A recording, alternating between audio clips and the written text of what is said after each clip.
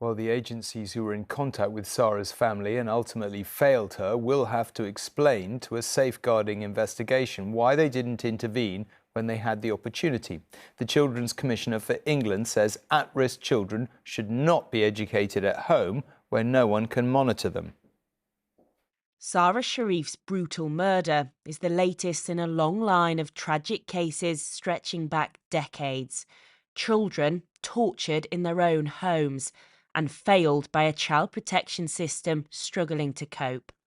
Victoria Climbié, baby Peter Connolly, and more recently, Arthur Lavinia Hughes, Star Hobson and Finlay Bowden. How does this keep happening? Sara Sharif has been totally failed. She's been totally failed by the system. We need to get justice for her and we need to make sure this never happens to any other child again. It's horrific.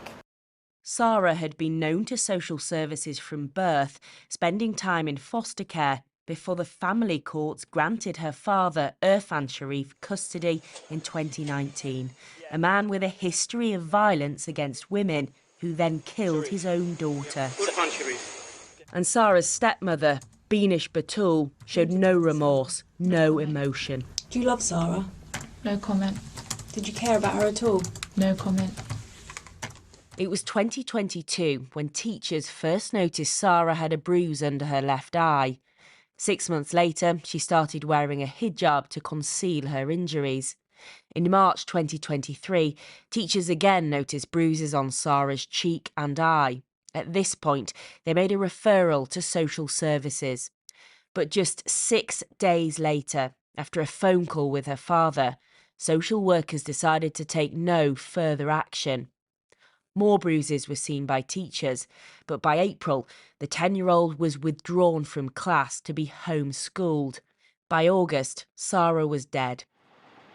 The Children's Commissioner says there needs to be proper monitoring of children being educated at home. The law in this country needs strengthening so that children who are at risk like this cannot be home educated, and that needs to happen now. Surrey County Council is now carrying out a safeguarding review into her death. Irfan Sharif was arrested 3 times for domestic abuse and threats to kill ex-girlfriends.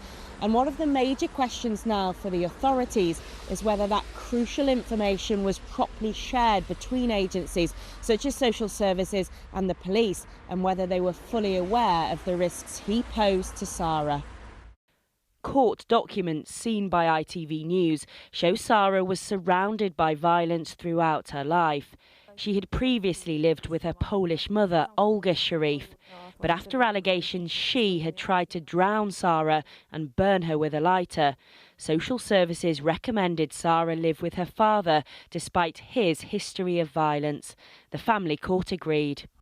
One of the most striking features of Victoria's case, however... It's more than 2 decades since Lord Laming chaired the inquiry into Victoria Climbié's horrific murder.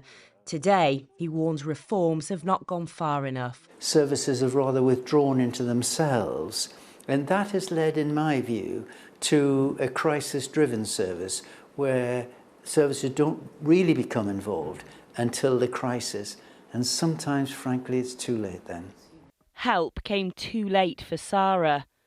Her death is another tragic warning that there is something seriously wrong with the child protection system in this country. Sarah Corker, News at 10.